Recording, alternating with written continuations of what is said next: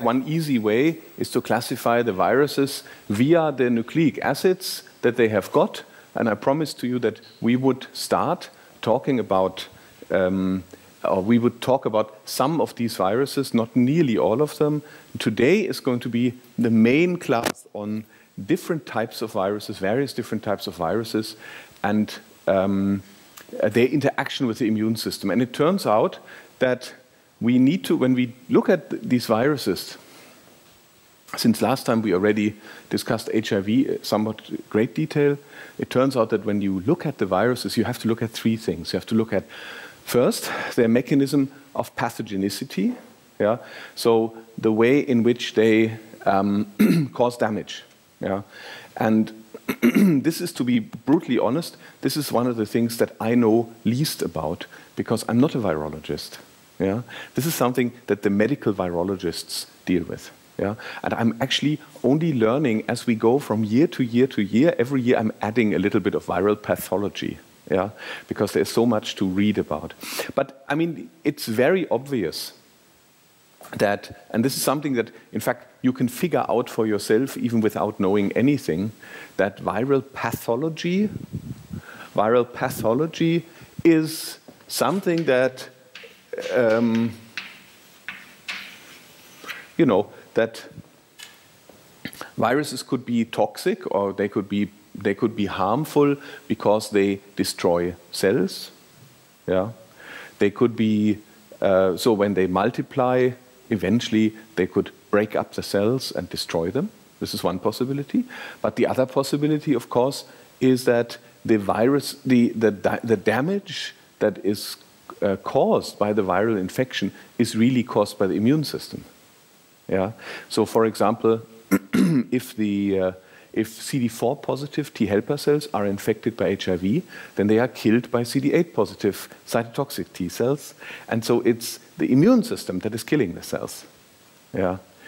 That's, I suppose it's necessary to keep the virus in check, but on the other hand, this is the damage that it causes. And there is damage that the adaptive immune system can cause, for example, the killing of cells, but there's also damage that the innate immune system can cause. For example, if you have viruses that get recognized in some way, let's say they get recognized by antibodies, then you have complement activation, and you have lots of cytokines being released everywhere in the body. Yeah? This can lead to serious inflammation problems, systemic problems that cause disease. Yeah? So the pathology can come from the pathogen itself, but it could also come from the immune system. That's an important new paradigm or new idea that we will continue to encounter as we go along. The second thing that one has to discuss or think about when thinking about viruses is that is the immune response against the virus. What is the nature of the immune response?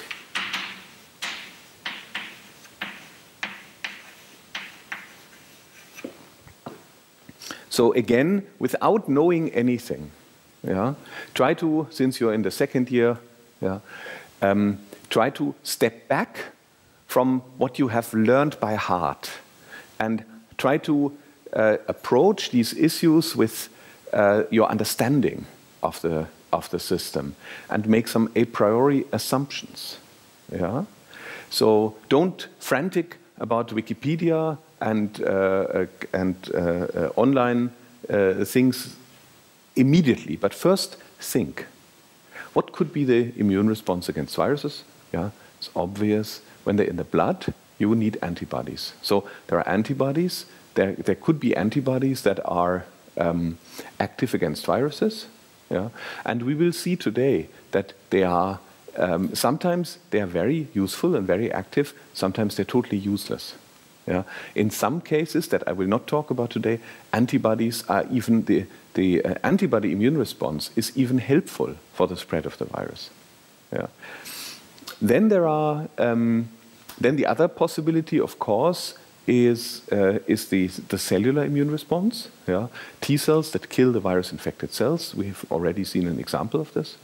And they can be very significant, of course, because the virus-infected cells get eliminated.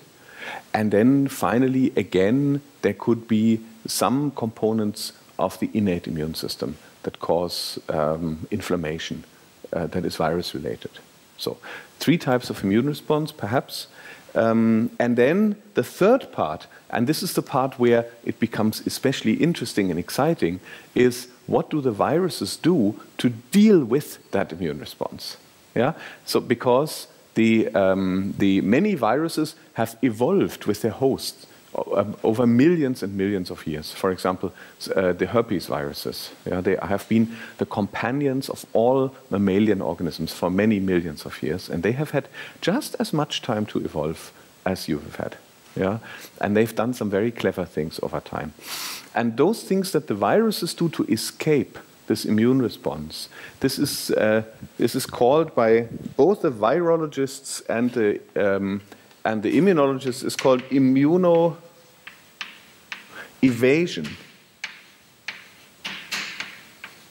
Yeah, immunoevasion, and this sometimes in the title of the lecture, the old title of the lecture is still escape from the immune response. You could say avoidance of the immune response. You could say subversion of the immune response. Yeah. But these things always mean the same thing.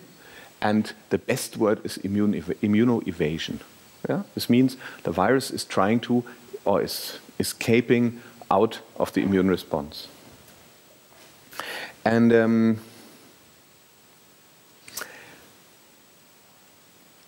one of the reasons why this is also interesting, and I think I'll come back to this at the very end of the class today, one of the reasons why immunoevasion is very interesting is that immunoevasion is a little bit similar to immunoprivilege that we have discussed, yeah?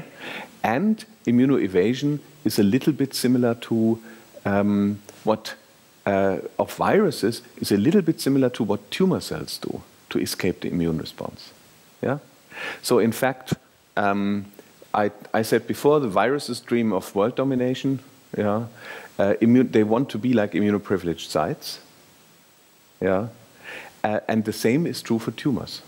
Yeah? So this means that if you understand any of the mechanisms that, if you understand any of the mechanisms that viruses do to escape the immune response, you can be almost certain that tumors are using similar means of escaping the immune system.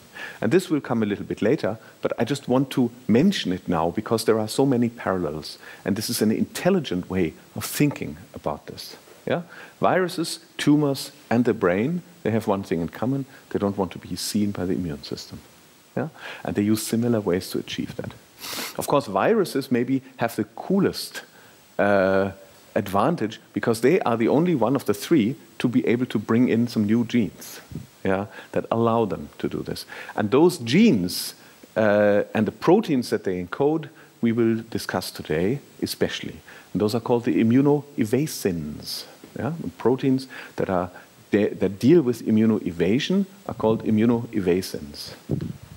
I wanted to break this only a little bit later, but I just got carried away.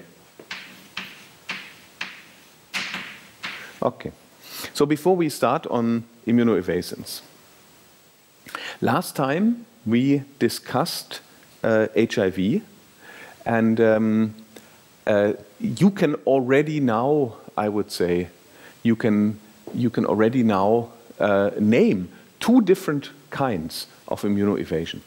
Yeah. So actually, later on when you talk about viruses, when you think about these very few viruses that we will talk about today, yeah, at least these 3 things you should know about for each individual virus, because I have carefully selected them such that they are varying and different. Yeah.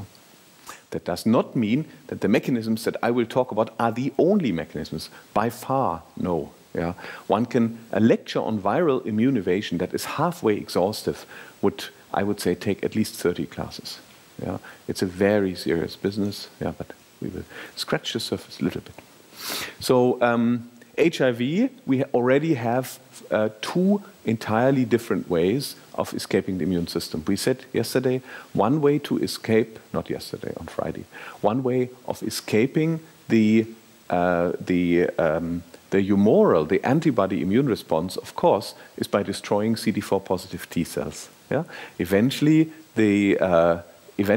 all the new T cells that become activated, that are also infected, will be killed. Yeah? And so it gets more and more difficult for the immune system to make antibodies against the virus. The second way is the escape from the CD8 positive T killer cells. And this is the story that I showed you with this paper by Dan Baruch and Norman Letwin that has impressed me so much, yeah, where suddenly the T cells don't see the target anymore. The virus has become invisible to the T cells. Why? Because it mutates. Yeah? Remember, the virus, under the selective pressure of the immune system, the virus mutates away and it does something different. Yeah? It changes its sequence so that the peptides are no longer recognized by the immune system. And this is mutation as a means of immune escape. Yeah? So then, and I want to show you two other classical ways of in which HIV escapes the immune system. One of them is that, and this was already found a really long time ago, one of them is that HIV can be transferred directly between cells. Yeah? So this means when, for example, a T helper cell and an antigen-presenting cell dock to each other and they make an immunological synapse, then HIV can be transferred inside this immunological synapse from one cell directly to the next. And this is just from an old colleague of mine, Charles Bangham in Oxford. It's a series of electron micrographs. They're kind of difficult to see, but eventually you can figure out that the viral proteins, this is an infected cell, this is another cell with which the cell makes an immunological synapse, and you can see that the viral proteins all accumulate in the immunological synapse, and that they get transferred to the other cell, they get transferred into the other cell, the red little dots, through the immunological synapse. And this is not an accident, but it's known that HIV uses, the escort complex to bud at the cell surface, and remember the TSG101 protein, and there is a molecular connection to the scaffold of the immunological synapse, yeah, that makes these HIV proteins recruited exactly to the place at the cell membrane where the immunological synapse is. And the overview of this is a little bit scary. This is a T cell on top. Here's an antigen-presenting cell, and the diagram shows several ways in which HIV has been found to be directly transferred from the APC to the T cell in the context of the immunological synapse here. And what is the advantage for HIV? It's relatively simple. It avoids antibodies. Yeah? If it gets transferred directly between cells, this is also what bacteria do sometimes, then you don't have to be afraid of the humoral immune response, of the antibodies that are everywhere. Yeah? So normally you would assume, or the way that you would initially think, the virus spills out in the blood and then goes somewhere else to infect some other cells. This is not usually the case. Very often, the cells of the immune system, they crawl around anyway, so they spread the virus in the body, and it usually just spreads by cell-cell contact. Yeah? And this is a very safe way for the virus to get around. The second thing that I want to, HIV is really good because it's so clever. And one has to have a certain degree of respect. Yeah. One other this was mechanism number 3, and the fourth mechanism, that is again something completely different, and we will come back to this with the herpes viruses eventually. Remember, here's another map of the HIV genome, and here at the very top there was this one mysterious transmembrane protein called NEF, or it's actually a lipid-anchored protein called NEF, and that is a protein that is made inside the infected cells. And here's another diagram. All these diagrams, they keep changing around, but in any case, what I wanted to show here is that NEF, this is this yellow bar here, the NEF protein, it associates with MHC class I molecules at the cell surface. And because NEF has binding sites to AP2, does anyone know what that is? AP2 is an adapter complex for clathrin. Yeah? And so those proteins, so a NEF binds to MHC class I molecules, then it attracts the clathrin vesicular coat, and as a result of this, the class I molecules become endocytosed. And they disappear from the cell surface, and there's no antigen presentation. Yeah? And this is another way of immune evasion, is to directly interfere with the mechanisms of antigen presentation in the infected cell. What is the advantage of having no antigen presentation? Well, it's very simple. The T cells cannot see that the cell is infected, right? So those were 4 mechanisms of HIV to escape the immune response that are completely different from each other. Yeah? That each one of them is completely different from the other. Yeah? The destruction of effector cells, rapid mutation, cell-to-cell spread, and direct interference with antigen presentation. Yeah? HIV is very clever. It does a lot of interesting things. So then the next virus that I want to discuss in a little bit of detail is influenza virus. Where are we? Influenza virus is here. And influenza virus is from group 5, just for completion, for completeness sake. Influenza virus has a negative single-stranded RNA as a genome, and it is not a retrovirus, though. Not all the RNA viruses are retroviruses, yeah? But you can actually, in the life of influenza, there is never any DNA. Yeah? There's never any DNA. And this may not be so super obvious to you, but there is a huge advantage for viruses that if they never have to rely on DNA synthesis. It sounds really weird because the viruses that only deal with RNA, they have to bring in a special protein called RNA-dependent RNA polymerase to make the second strand of RNA. This does not exist in the host, right? In the host, you don't make RNA based on RNA. In fact, double-stranded RNA, as you will see in the next class, is really a very good marker for viruses. Yeah? But there's a huge advantage for having an RNA genome that directly goes into RNA. So you never have to deal with DNA. Can you imagine what that would be? If you have a cell that is not dividing, a host cell that is not dividing, there aren't any deoxynucleotides. Yeah? Because the deoxyribonucleotides, they're only needed to make DNA. Yeah?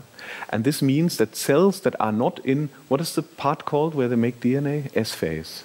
Yeah? Cells that are not in S phase, they don't have deoxyribonucleotides. Right?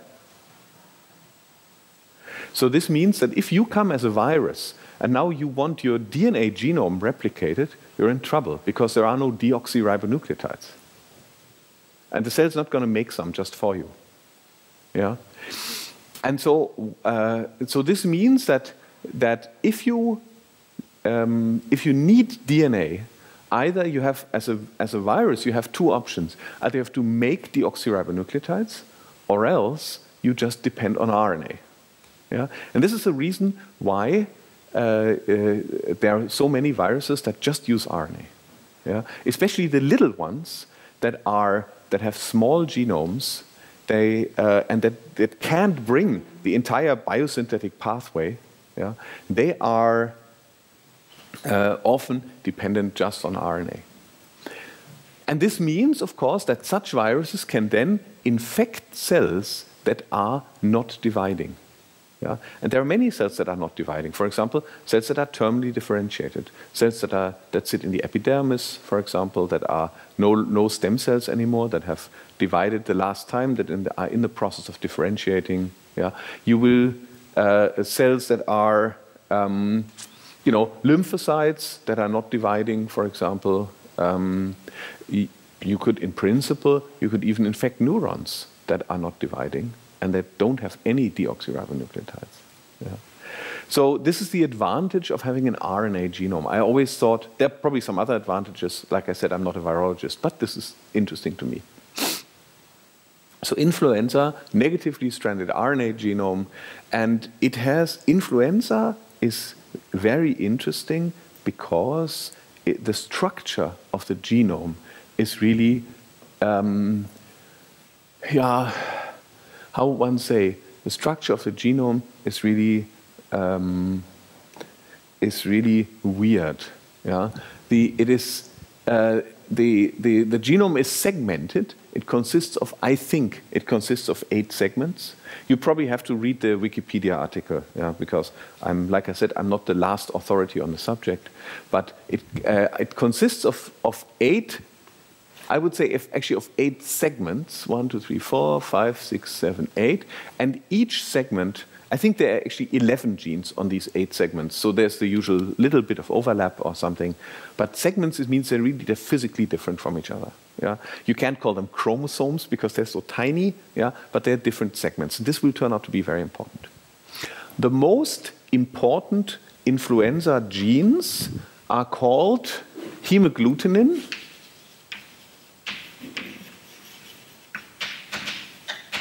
or HA, and neuraminidase.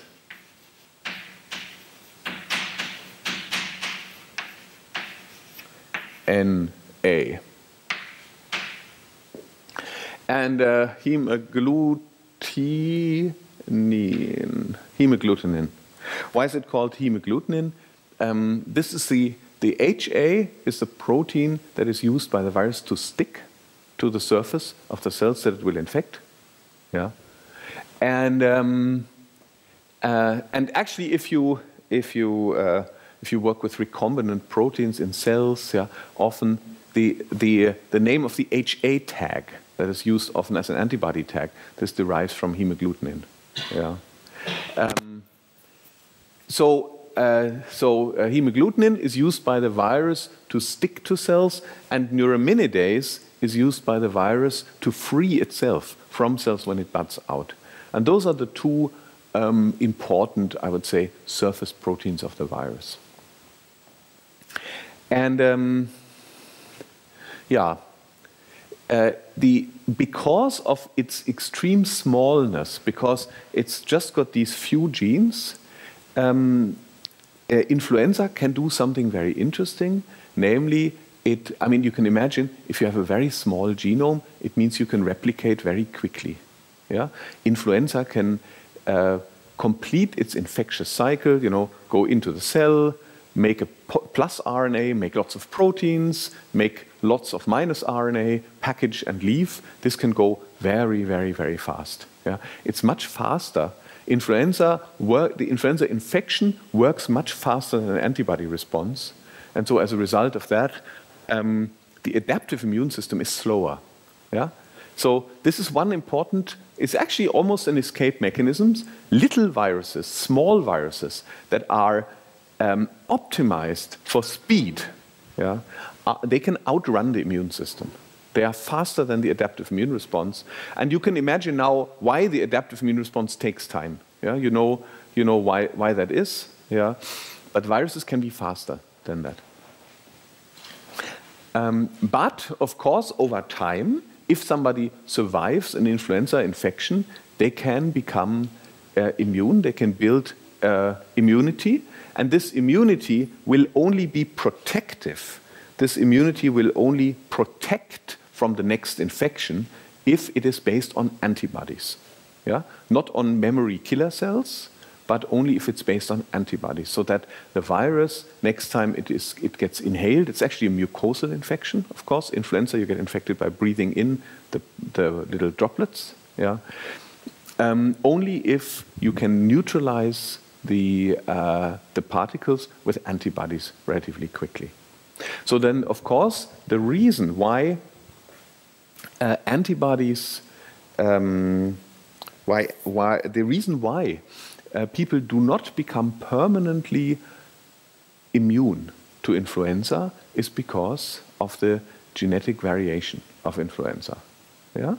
And you've heard about this, you've heard about swine flu and bird flu and H1N1 and H1N5 and H5N5 and H2N3 and all of these kind of things. What does that mean and how does it come about?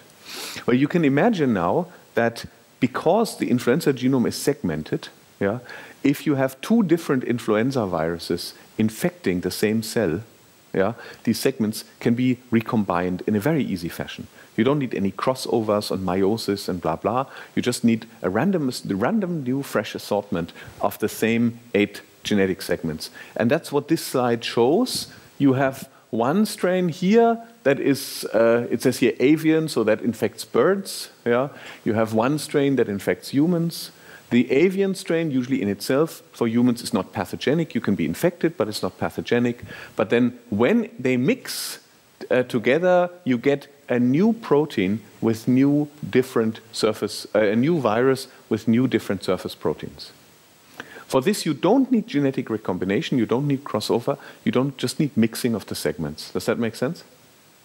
So, and this is how it comes about, for example, that it's clear that those viruses that, or the proteins that give or that are important for antibody-mediated immunity, those are the hemagglutinin and the neuraminidase. Why is this? Because they're at the surface of the virus. Yeah? So when two viruses recombine and you make a new virus, it has a new combination of these proteins. Yeah? And that can lead to non-recognition by antibodies. You can be immune against one, but not against the recombined version, yeah, that has different genes. And these, there are genetic groups of both the hemagglutinin and the neuraminidase. I will talk about species in a second, but the genetic groups of these hemagglutinin, for example, they're called H1, H2, H3, and so on. And the genetic groups of neuraminidase are called N1, N2, N3, and so on. Yeah? And then you can imagine that through this recombination process, hemagglutinin and neuraminidase genes can be mixed almost at random. Yeah? So there was, in 1918, 100 years ago, there was a big influenza epidemic that cost many millions of lives. And the virus that was responsible for this was afterwards called the H1N1. Yeah? And then every big flu infection since then has had a mix of H and N numbers with different years, different numbers, different years. Not all H1s are the same. There's, of course, also within this H1 genetic group, there's more variation. It's a bit more complicated than that, but I will not go into more detail here. You can look it up. There's a nice, actually, article on Wikipedia on influenza virus. Do you know how many? This was very, very interesting. Before I go on with recombination, I have to tell you two things. The first thing is, so you know there is every year in the winter, there's an influenza epidemic that goes around the globe. Yeah? Do you know how many people each year die from influenza? 10? 100? 1,000? What do you think? About 500,000 each year. About 500,000 people each year die from influenza. It's a major cause of disease, of death. Yeah, this is forgotten a little bit. Yeah, but this is a big killer. Yeah, influenza virus. Most of us don't really get it. Yeah, but it can be especially if people are immunocompromised for whatever reason, it can be very deadly. Influenza is not the same as the common cold. Yeah, this you can look up for yourself. A common cold is something called a rhinovirus. Yeah, influenza is influenza. Yeah, and influenza, but it has something in common with the common cold. And this is something that you'll be really surprised. Nobody knows why it occurs in the winter. Nobody knows why it occurs in the winter. Nobody knows why you get a cold infection in the winter. Nobody knows why the influenza infection is always at the cold time of the year. It's not known. There are lots of hypotheses and theories and ideas, and at the moment, if you ask the virologists, they say it's probably because in the winter, people tend to be inside, and they come a bit closer together, and then there's more infection. Yeah, it's not known. Very strange. And I find this amazing for a virus that is such an important killer, yeah, that nobody actually knows why at some times of the year people get infected and other times no. There's a lot of work to do on very simple questions.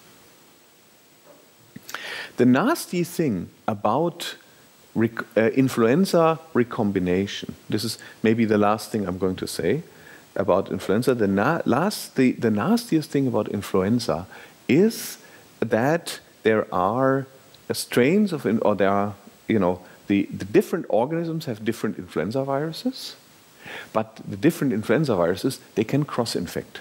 So humans can be infected by bird influenza, yeah, but the host that is the most susceptible to influenza infection is a pig. And if you have the following magic combination is glorious for influenza.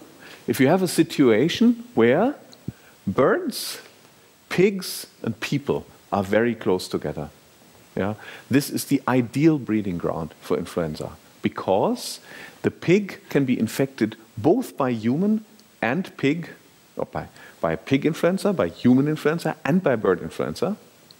And the resulting viruses can be infectious to humans.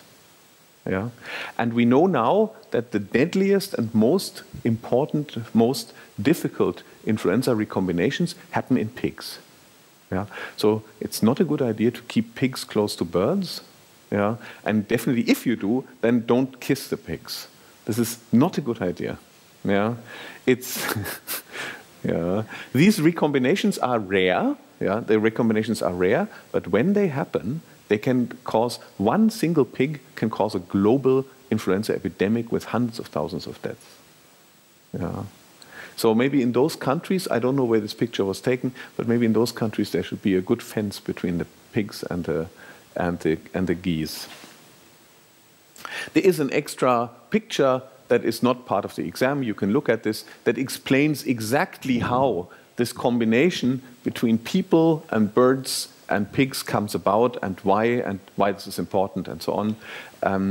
I thought, this is maybe for your amusement. You can read up on it. There is very much to know about influenza. It's a very exciting story. So the next virus I want to talk about is just this gallery of viruses now. Yeah, it's exciting in a way. Maybe summarize. For influenza, the escape mechanism, again, is different. Yeah? It's the speed with which it outruns the immune system and its ability to recombine its genetic segments that makes it, at least when the first round has been subdued by the immune system, in the next year you get a new round of influenza against which people are not immune. Yeah? So the virus has managed to survive really well over time. Yeah, the I wanted to speak briefly about Ebola virus. It's now apparently not such a big deal anymore, but when in one of the past years, of course, Ebola virus was a very significant problem. And very interestingly, actually, it belongs into the same Baltimore group as influenza. So you can imagine that also it is a small RNA-driven virus that needs RNA-dependent RNA polymerase, which, to take up the theme from last time, should be eminently druggable because it doesn't exist in humans. Yeah? If you manage to develop an inhibitor of this protein, you can probably use that to cure Ebola because you can prevent the virus from replicating. I don't know if that exists. I'm sure people must have thought about this extremely hard. Ebola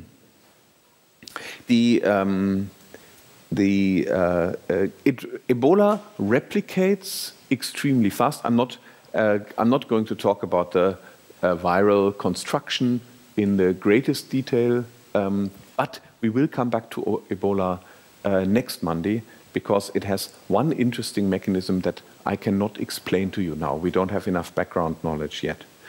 But you can imagine that it makes some very fast replication, like influenza, so it can outrun both the adaptive and both the humoral, the antibody, as well as the cellular, the T-cell immune system. The pathology is very strongly connected with the immune system. I think most of the Ebola pathology, I don't know very much about it, but most of the Ebola pathology is connected with the immune system. I think it has something to do with TNF-alpha that is secreted as part of a systemic immune response. And as a result of this tissue damage and fluid loss and death actually is more an overreaction of the immune system than the actual damage caused by the virus. What I wanted to I think, talk about especially was that Ebola virus has a surface protein. This is the one protein that I will talk about. It's called GP. Yeah? So for these RNA viruses, the proteins, the genes and the proteins, again, have some really funny names. And the Ebola virus surface protein is called GP. And one of the things that the virus does, and I think this one can see in this picture here. And this is probably the only thing that I really want to mention about Ebola. Not all of this, but just this here. Yeah? You can see that here at the very top, there's a new Ebola virus particle being formed. And the surface protein, GP, is present in the membrane at the budding site. You can also see that it is present here. And this is actually one interesting thing about how a virus is assembled at the plasma membrane of the host cell. What is the molecular mechanism? I don't know that. Yeah. But for now, the thing that is very interesting is that there are also, you can see this here, there are also secreted forms of the GP protein, of the surface protein, right? And so as a result of and there's actually, when Ebola virus buds out of a cell, there are plenty of splice variants of this GP protein that don't have a transmembrane sequence, and therefore they are freely secreted out into the blood and the extracellular liquid. And as a result of this, of course, the antibodies that the immune system makes against the GP protein, they bind to the soluble protein and not to the Ebola virus. Yeah, because there's so much of the soluble protein. Yeah, and and so generally this technique of any pathogen to deceive the immune system, yeah, by putting up fake copies of itself. Yeah, for example, in this case, the secreted GP protein that neutralizes the antibodies. Yeah, this is generally called the decoy technique. And there are several types of decoys we'll come back to this maybe a little bit later if I have time. Yeah. But here in this case for Ebola virus, I wanted to introduce one additional mechanism of escape, and this is the secretion of viral surface proteins to distract the antibodies of the immune system. Yeah. This happens in other systems too, but for Ebola it was especially useful and good to look at. Yeah. The rest of the time that we have got today, I want to dedicate to the discussion of herpes viruses. Yeah.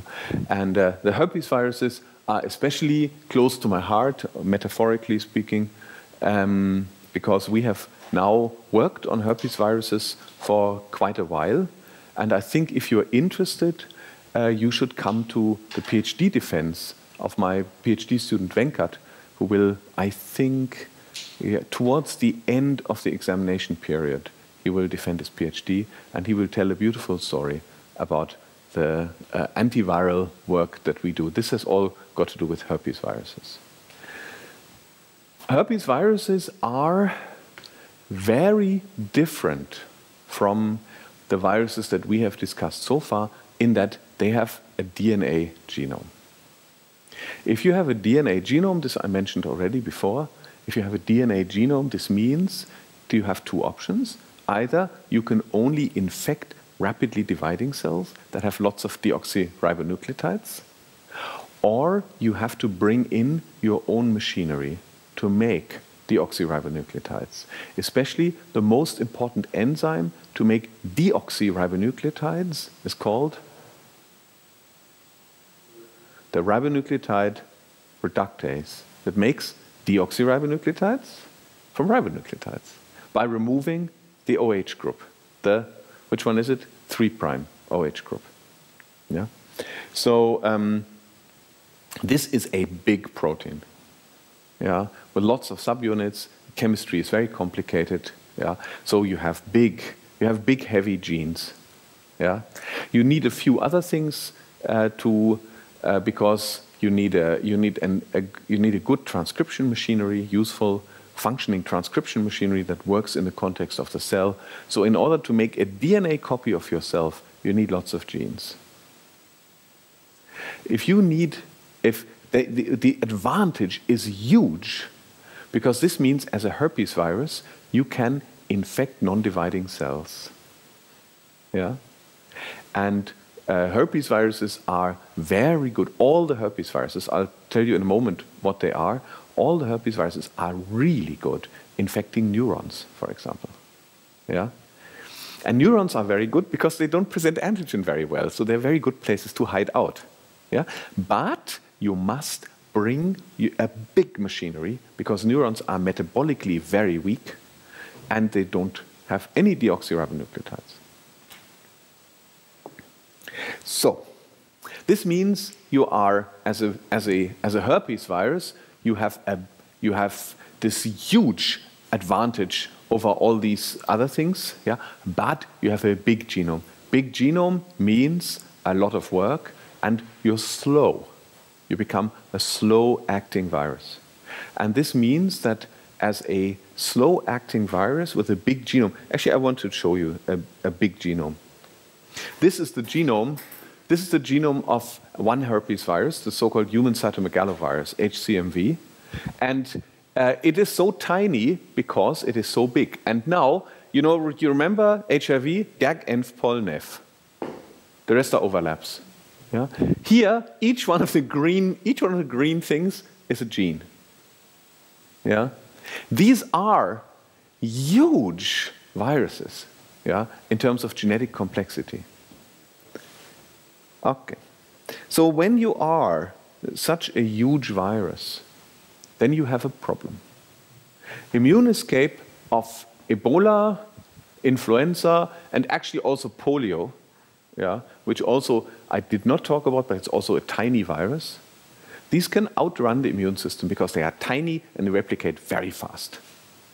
Herpes virus, no, not possible. So instead of outrunning the immune system, you must fight it to begin with. You have to counteract the immune system every step of the way. And this means you have to encode lots of proteins that deal with counteracting the immune system, those immunoevasions. And herpes viruses, and this is why herpes viruses typically have dozens of proteins, the only point of which is to fight the immune system. Yeah? And this is different from influenza that has maybe 1 or 2, yeah? HIV that has maybe 3 or so. Yeah? Herpes viruses have dozens of proteins, the only point of which is to fight the immune system. Why? Because they are huge and they cannot outrun the immune system. Does that make sense? This is how it's logically connected. Why? Because they're DNA viruses. Why are they DNA viruses? So that they can infect any cell they want. So it comes with a price.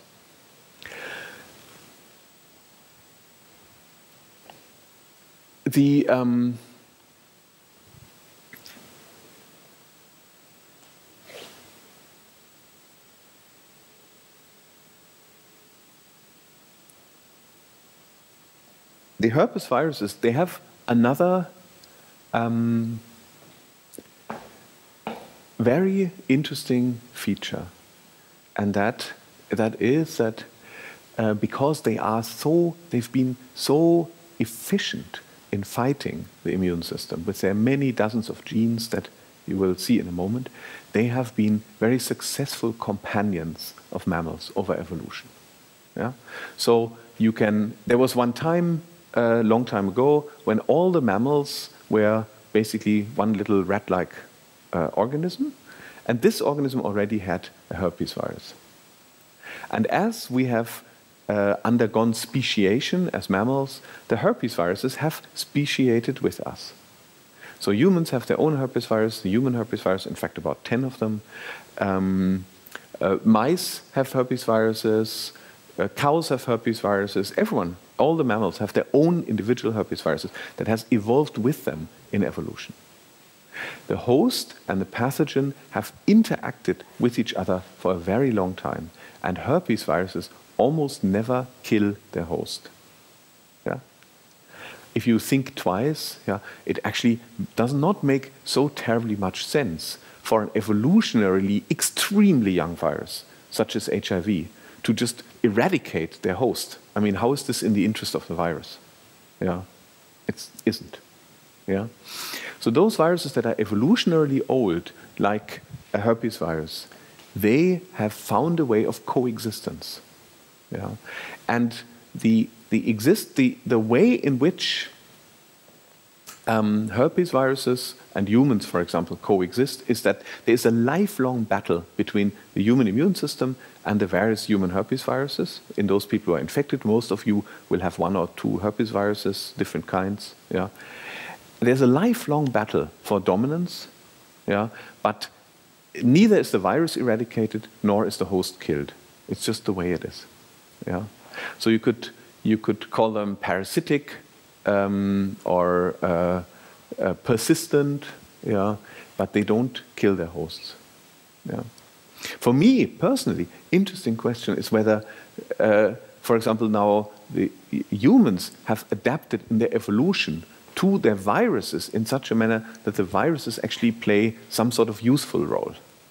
Yeah? And we know that this can happen because, remember, the somatic recombination, yeah, of antibody and of T-cell receptor genes is actually derived from some sort of a viral mechanism, transposition. Yeah? But this was way back in history, long before herpes viruses. Yeah? So maybe there is also, or there will be at some point, a role in human evolution for herpes viruses. Yeah? This I don't know about, but I find it very fascinating. Okay, so let's talk a bit more about individual herpes viruses and what they do. I think all of those you have heard about as kinds of diseases. Yeah? Talking about pathology for a moment, herpes simplex, yeah? Varicella zoster. I will come to all of those in a moment, Epstein-Barr virus and CMV. Those are the most important ones. There are some more or many more, but I will not talk about all of them. Most of these herpes viruses make some kind of blister, yeah, like herpes simplex, of course, so-called cold sores that usually form on lips and these kinds of places. There are, of course, other things like genital herpes and so on, but they usually are in some kind of and one of the important things for those people who have this, they will know that these infections, once you're infected, herpes virus cannot be cleared. There's no way to get rid of it, and there is and it recurs. It comes back in exactly the same places. Yeah. First thing is it comes back in exactly the same places after it has completely healed out. After your epithelia are completely healthy and nice looking, and then eventually, especially when you're immunochallenged or stressed, yeah, this comes back. What is the reason for this? Yeah, the reason for this is that the herpes viruses are all very intelligent in terms of pathology, because they're DNA viruses. They can infect neurons. Initial infection with a herpes virus is mucosa, yeah, or epithelial at least. Yeah, this is a typical place. Of course, you get it by droplets that contain herpes viruses, kissing other people, or ingesting anything that's moist, that's been in touch with a person who has herpes. Yeah, can transfer the virus. Then initially the epithelial cells are infected and eventually they die. But the virus, because it's a DNA virus, it can also infect the neurons that innervate it. Yeah? Not the brain, but the intermediate neurons that go, for example, between the lips and the brain. Yeah? The sensory neurons. And in those sensory neurons, the virus can multiply and then it can become latent. It can sit there for a long time without doing anything. It doesn't cause pathology, it just kind of sits there. And then at some point it can decide to reactivate and reinfect all those places where those neurons that are infected go. Yeah? So you could say when the infection heals out, the virus retreats into the neuron where it cannot be reached by the immune system, and then eventually you get a new wave of infection of the epithelial cells. That then gets cleared by the immune system, and then you're fine again until next time. Yeah? So this is the huge advantage of a DNA virus, is that it can hide out in neurons. I said this for the third time now. And this is the reason why, for example, when you have, this is one of the nastiest herpes virus infections is herpes zoster. Yeah, this is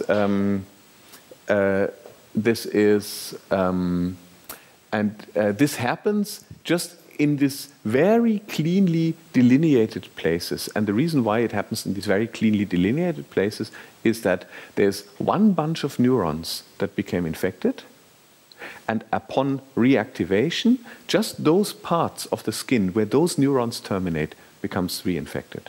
So it's an infection not from the outside, but from the inside. Does that make sense? If the infection was from the outside, it would be all over the place. Yeah? And this is actually, for HHV3 or the so-called varicella zoster virus, this is actually a very beautiful comparison. When you first get infected, it's called chickenpox. Yeah? And chickenpox is, although it's called chickenpox, it has nothing to do with pox. It's not the same as smallpox, cowpox, or any of those. It's these things we'll actually talk about when we talk about vaccination. We have one more virus to go, yeah, cowpox. But this will only be discussed in context of vaccination.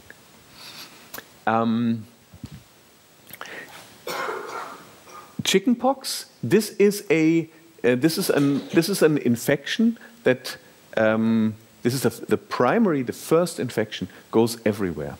Yeah, and this is maybe either because it's spread by in the blood, or maybe it's spread all over the patient from the outside.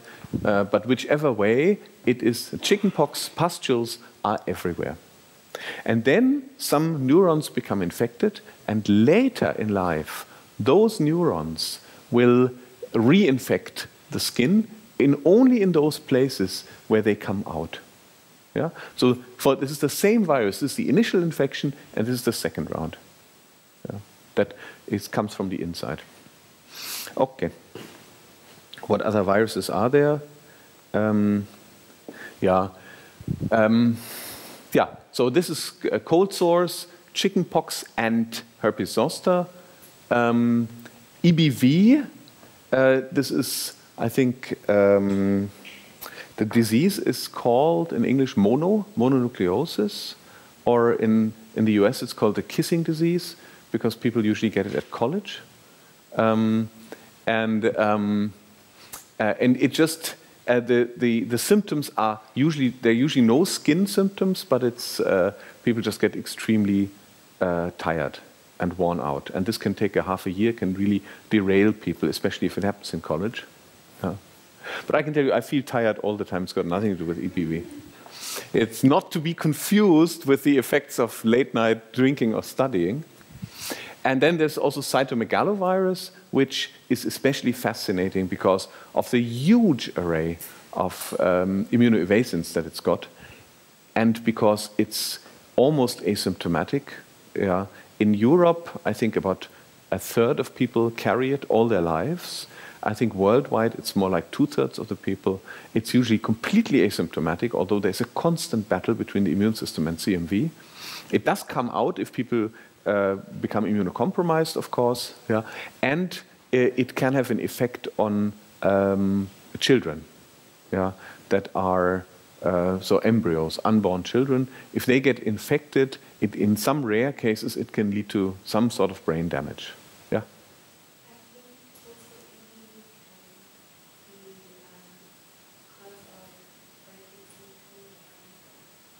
Yeah, that is true.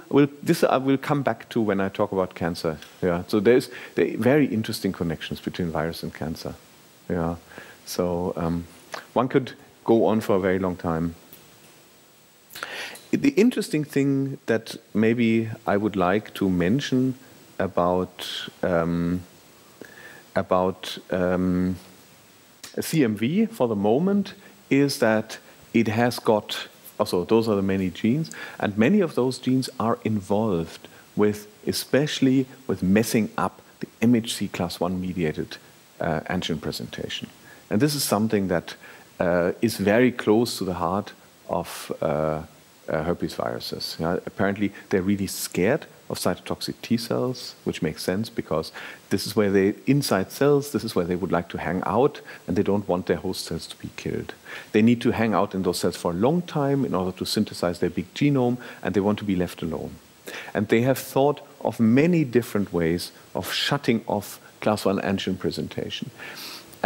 For the exam, I don't think you have to learn by heart all of these factors. I don't know them myself. Yeah, so you don't need to know what is responsible for what and so on.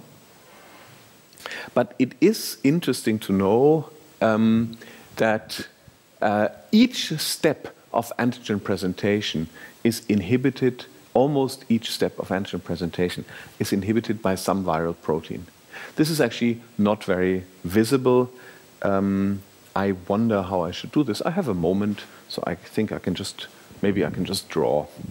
And this will make life a little bit easier for everyone.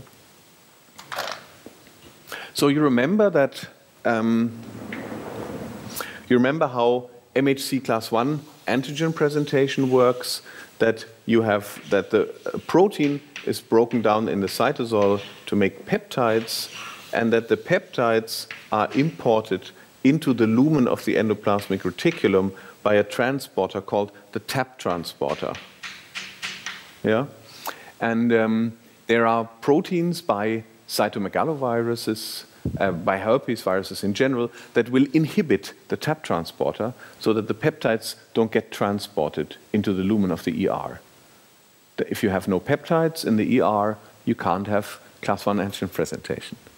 There are the class I, then in the ER, the peptides are loaded onto MHC class I molecules, and there are viral proteins that will prevent this loading from happening in various ways. They can just block the binding groove of class 1. They could, but there's also one protein, protein from cytomegalovirus that binds to class 1, and causes the protein to be extracted into the cytosol and degraded by the proteasome. And this is how this mechanism of ER-associated degradation was actually discovered in 1996. Yeah? This was a present from virology to cell biology. Yeah? The first instance of ER-associated degradation that was discovered was the degradation of MHC class 1 by a cytomegalovirus immunoevasion. Yeah?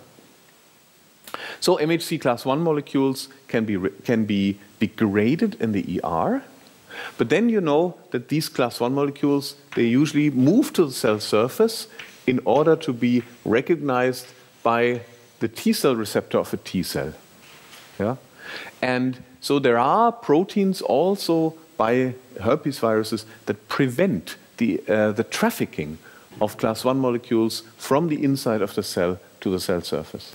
And there's one protein from the mouse cytomegalovirus that we have worked on for 5 or 6 years that actually binds to class 1 molecules and prevents them from going to the cell surface by connecting them to another ER protein. So it binds on one side, it holds onto to an ER protein, on the other side it holds onto MHC class 1, and as a result of this, class 1 cannot make it out to the cell surface.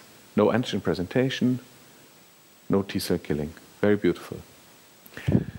There are also viral proteins that will bind to class 1 and will instead of taking it to the cell surface, will redirect it to the lysosome. Yeah? And in the lysosome, the class 1 molecules get eventually degraded. Yeah? No antigen presentation, no T cell recognition.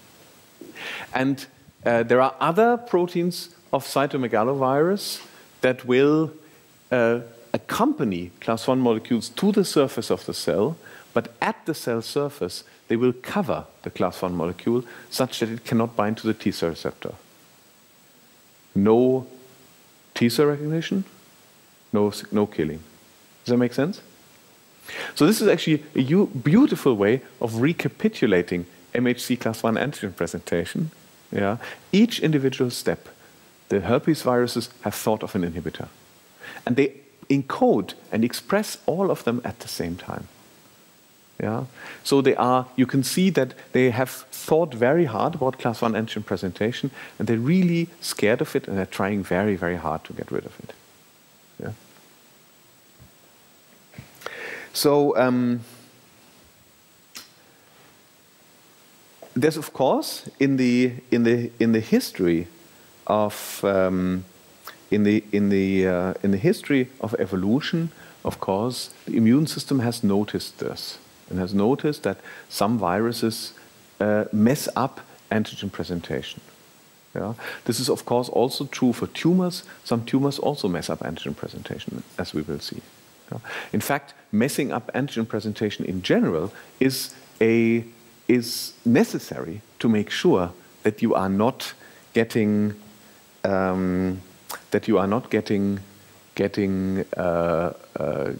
detected by the immune system. And I want to, my last example is something that is a mind-blowingly beautiful trick of the immune system, plus a mind-blowingly beautiful counter trick of the virus. The immune system has come up, and I think I've mentioned this already before, the immune system has come up with something called NK cells, or natural killer cells. And these natural killer cells, they have receptors called the KIR receptors, the killer inhibitory receptors. And these KIR receptors are receptors that bind to MHC class 1. So as long as so what do NK cells do? they crawl around the tissues, especially in cases of infection, inflammation, and they check on the surface of each cell, they check for class 1 molecules. So this means now that class 1 molecules are ligands not just for the T cell receptor, but also for the killer inhibitory receptor. What happens if the killer inhibitory receptor on an NK cell binds to class 1? The NK cell does not kill. That's why it's called an inhibitory receptor. NK cell does not kill. What happens if the virus inhibits antigen presentation and there are no class 1 molecules on the cell surface? Then the killer inhibitory receptor is not engaged and the NK cell will kill. Right? This is how NK cells function. Yeah, sure. NK cells kill cells that have no class 1 molecules at their surface. Why would a cell not have a class 1 molecule at the surface? Because a virus has messed up antigen presentation. So if antigen presentation stops working, there are no class 1 molecules at the surface, that cell is killed by NK cells.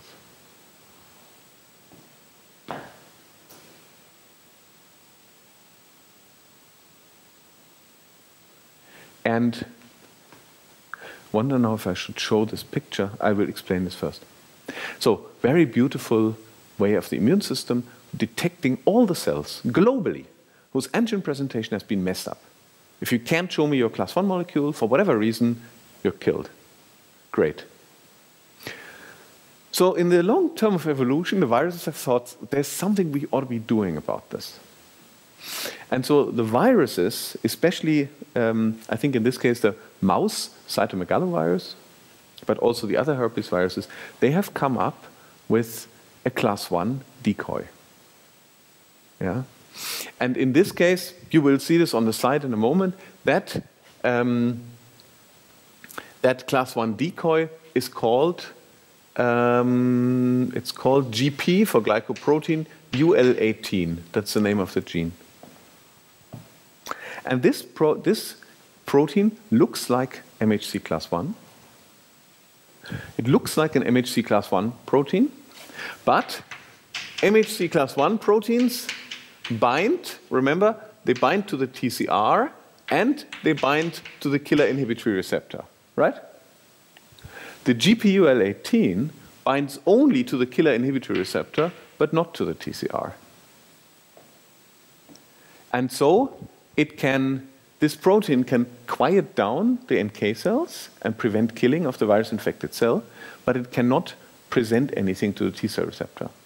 And so the virus-infected cells cannot be killed. So this is our MHC class 1 decoy for herpes viruses. And for those people who are especially excited about class 1 structure, I'm sorry, but you have to forgive me on this one. There's a picture of the GPUL18, and this is the red protein, and from the top, if you just look at the red and the green, from the top you can see it even presents a peptide. Yeah? And it looks like a class 1 molecule from the top, but it has 19 glycosylation sites. And so the whole top of it is covered in sugar, and the T cell receptor can never see it. And this is the reason why this protein cannot bind to the T cell receptor. So it's a protein of a herpes virus that makes sure that the infected cell is not seen by NK cells. Now, you thought that these different mechanisms of immune evasion are already really complicated. This is only the beginning. Yeah? There are on the web page, I will put a few I have put a few review articles. If you just want to get just an idea of the huge complexity of viral immune evasion, you can look there. Yeah? But this is one of the reasons maybe you can understand why why the immune response against viruses is so difficult to understand. Yeah? Because especially the more complicated ones, like herpes viruses, they employ dozens of different mechanisms, all of which act at the same time. Yeah. And they have had millions of years to think about immune evasion. But at the same time, they are fascinating things to study because they teach you about how the immune system works. Yeah. And this is something that, for example, this is something that we do research on at the moment. It's something that many other people work on. Viral immune evasion, yeah, it's something that many other people will work on because it's got beautiful basic science aspects, but it also has some clear links to disease and curing things and medical science. And this is also one of the things that if I were starting out a career in immunology now, that I would look into a little bit more closely. Yeah, thank you very much.